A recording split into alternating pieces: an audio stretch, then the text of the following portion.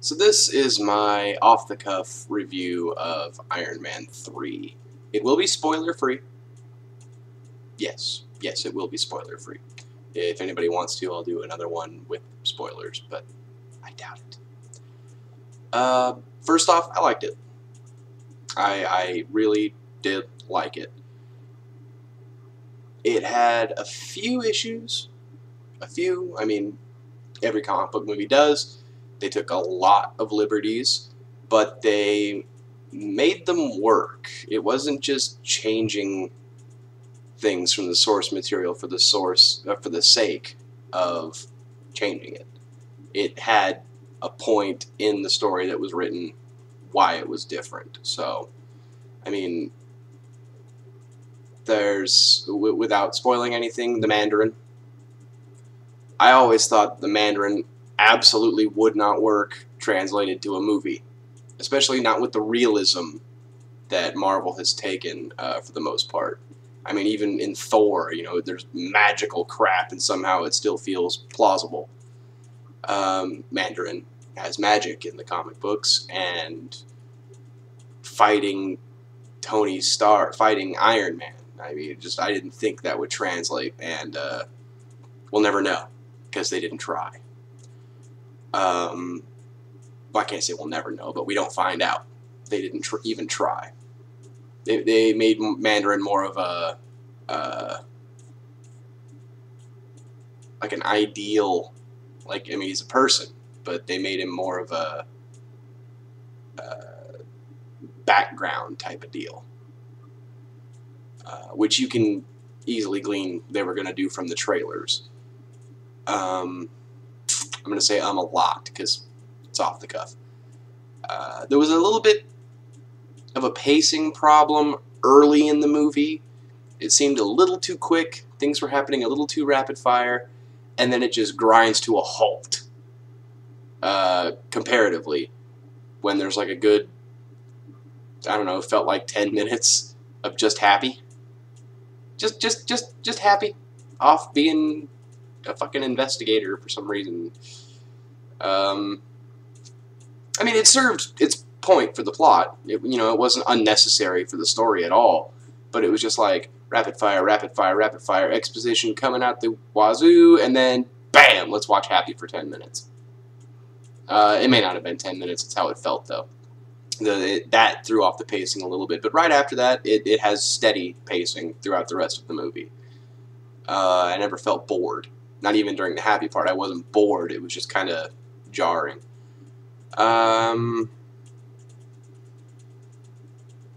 route they went with Tony recuperating, trying to work his own brain out, worked. I mean, he's an extremely troubled character in the comic books.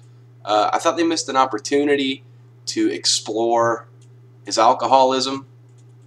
I mean, I think this is the first movie he doesn't drink in, like, at all. I think at the very beginning, in a flashback sequence, he's possibly drinking or has been drinking, but he doesn't actually drink at all. No alcohol throughout the entire movie. So in a subtle way, I guess they're showing it, but, you know, the trailer reveals as much as that, you know, after the Avengers, you know, he's not sleeping. He's got all kinds of anxiety. They could have very, very easily used that to bridge into him having an increased problem with his alcoholism, and then actually played that out. Not to be a pandering, alcoholism is bad advert throughout the whole movie, but it was vital to Tony's character development in the comics. I mean, Stan Lee fought big time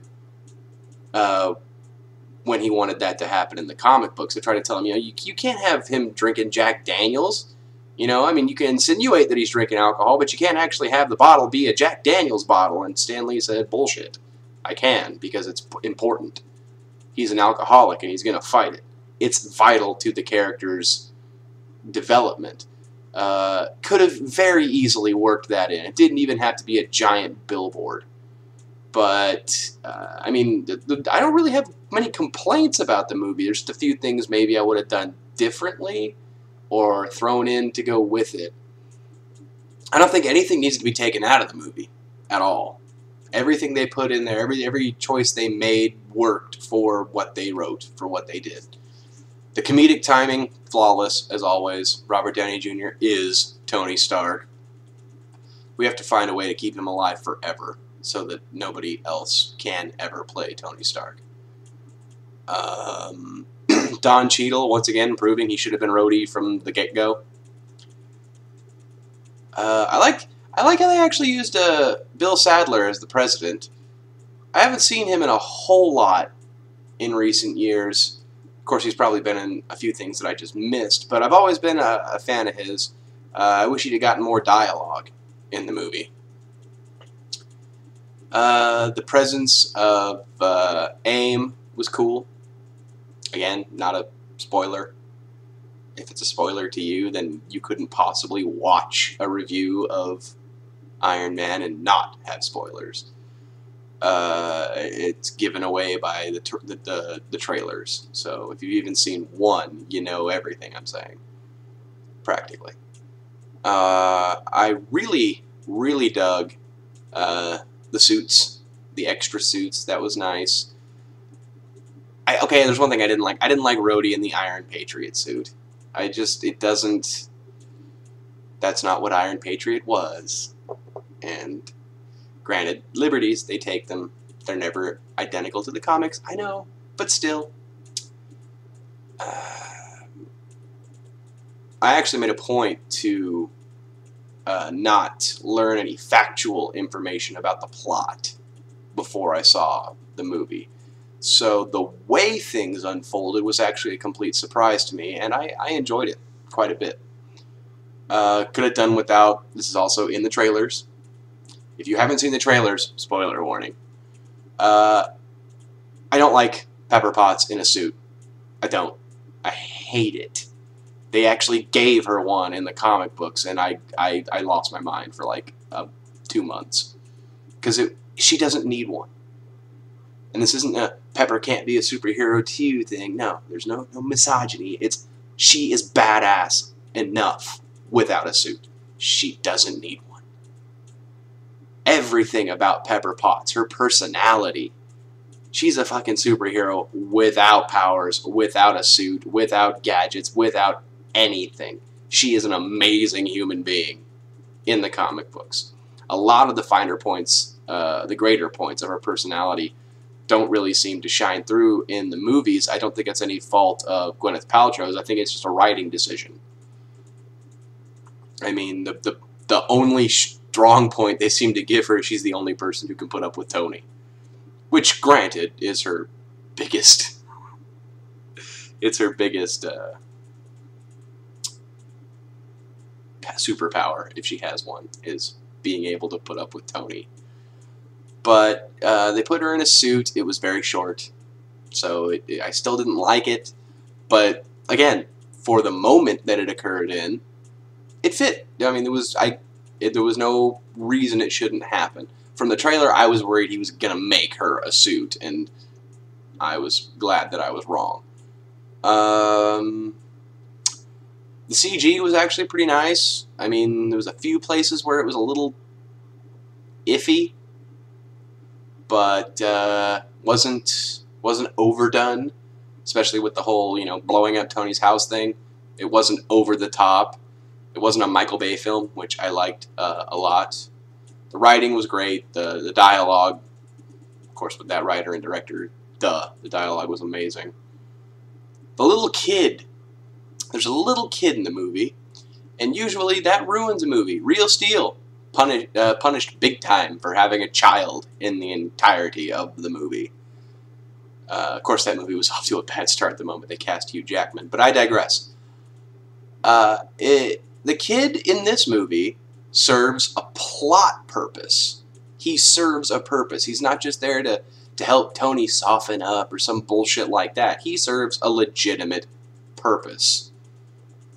He does help Tony on a psychological level a little bit, but he's a character plot device, and it worked. I didn't find myself very annoyed by him at all. And his interaction with Tony was great, because it does serve to show how, at times, Tony Stark is just a fucking child himself. I think it was a good movie. I liked it. Way better than 2. Way better than 2. The only thing I would say 2, for me personally, has on this movie is 2 felt more like a comic book story. Like, if you took Iron Man out of this movie, it could easily be a spy movie. And that's not to say that it's all background, you know, clever plots, but it did not have the same grandiose feeling that I got from 2, you know. But again, it's also because Tony Stark's not still not in that showy, haha, look at me, I'm badass place. He's not there. So I guess it makes kind of sense that the movie wouldn't reflect that. But I missed having, you know, the boss battle. You know, I'm still raging, too, that they combined 2 supervillains because they couldn't decide on one that could actually hold water in a plot, but Iron Man does not have a very large rogues gallery to choose from in the first place. This one could have done with a bit more showmanship for the final showdown.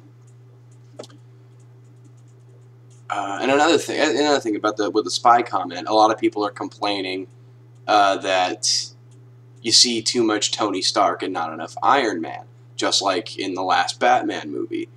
There's a big difference I want to point out for that. Yes, it's true. You see a lot more Tony than you do Iron Man. But Tony Stark is Iron Man. Bruce Wayne is not Batman. Batman pretends to be Bruce Wayne when he's not in the suit.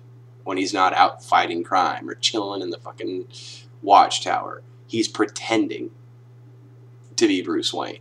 And that's the big difference. Nobody wants to see Bruce Wayne. They want to see Batman. Tony Stark is Iron Man. It's the same person, the same thoughts, the same everything, personality. In the suit, out of the suit. Batman pretends to be Bruce Wayne. Bruce Wayne is a show that he puts on so that nobody catches on that he's Batman.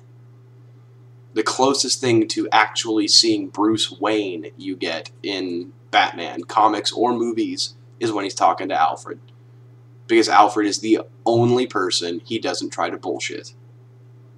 Alfred knows him better than anyone. So with Alfred, that's his legit personality. Without the, I am the knight on top. I mean, if you tried to describe Bruce Wayne's personality without mentioning Batman, I imagine it'd be an almost impossible feat. Do the same thing with Tony Stark, you're describing both characters at the same time. Iron Man and Tony Stark. It's not both characters, it's one. You can describe Tony Stark without ever mentioning Iron Man. You can't do that to Batman. Because he, by himself, without his alter ego of Batman, has no personality to mention. It's never shown on page. And when they try to do it in movies like Batman, the third Batman movie, it doesn't fucking work. At least it didn't for me and a lot of other people. Anything else? Anything else? It's a 14-minute video. 14-minute video. Nah, I got nothing. Oh, stay after the credits. Do it. I got nothing. Yeah.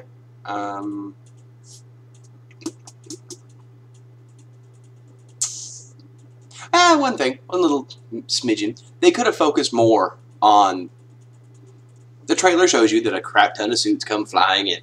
Show them more. They're moving so fast half the time, you never get a chance to appreciate the differences between them. And they're all different.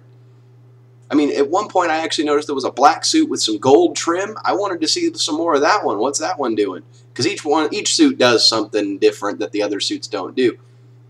You get to see the Hulkbuster suit for about 10, 15 seconds. And then never again. You get to see a couple other suits up close for maybe 2 or 3 seconds apiece. And then other than that, they're just flying around. Just flying, attacking. Like, you don't actually get the chance to appreciate the suits.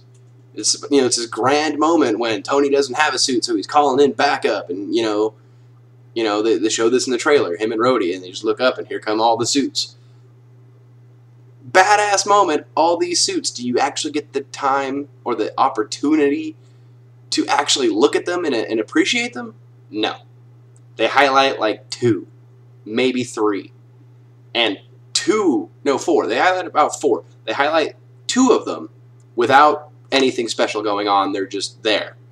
The other 2 only get a little bit of spotlight because Tony actually ends up in them momentarily. That's it. I wanted to see those suits. That was one of the big draws from the trailer. And it just didn't work. I mean, it worked, but come on. Show us the suits. You took the time to make the fuckers. Let us see them. 16 minutes. Fuck, I'll be lucky if YouTube even lets me upload this. Oh well, if it doesn't, I'll do it again. Good movie. Go see it.